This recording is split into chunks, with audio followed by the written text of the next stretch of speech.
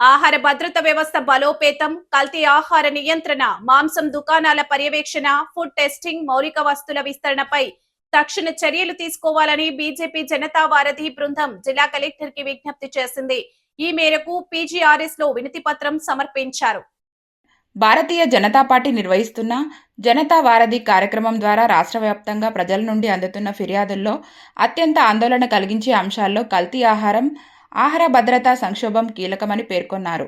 రాష్ట్రంలోని అన్ని ఆహార భద్రతా ఆఫీసర్ ఖాళీలను తక్షణమే భర్తీ చేయాలని, ప్రతి జిల్లాలో కనీసం ఒక మినీ ఫుడ్ టెస్టింగ్ ల్యాబొరేటరీ ఏర్పాటు చేయాలని, అన్ని ఆహార వ్యాపార సంస్థల్లో QR based food licence display తప్పనిసరి చేయాలని కోరారు.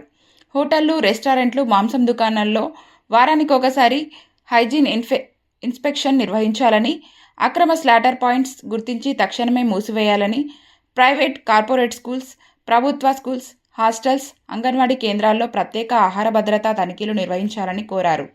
జనతా వారధి convener Sivaramakrishnaraju, co convener Yanapu యేసు, స్వామి సూర్యకిరణ్, జిల్లా ఉపాధ్యక్షులు తనబుద్ది సూర్యభాస్కర్, వీరబాబు, సాయి తదితరులు పాల్గొన్నారు.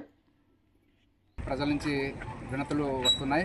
దాన్ని పరిష్కరించే విధంగా ఈరోజు కలెక్టర్ ఆఫీస్లో మా జనతా వారధి టీం తరఫున మేము ఆ సమస్యని కలెక్టర్ గారికి తెలియజేశాము.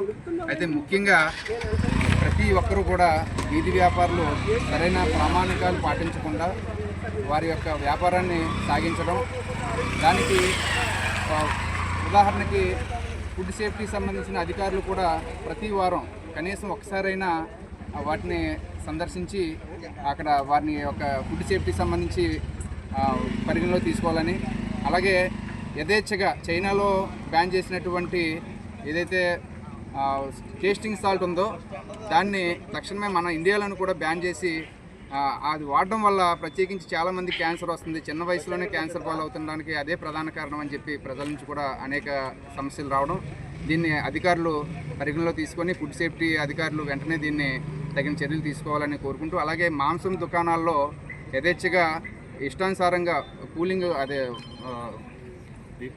డీప్ ఫ్రిడ్జ్ లేకుండానే వారు అమ్మడం జరుగుతుంది.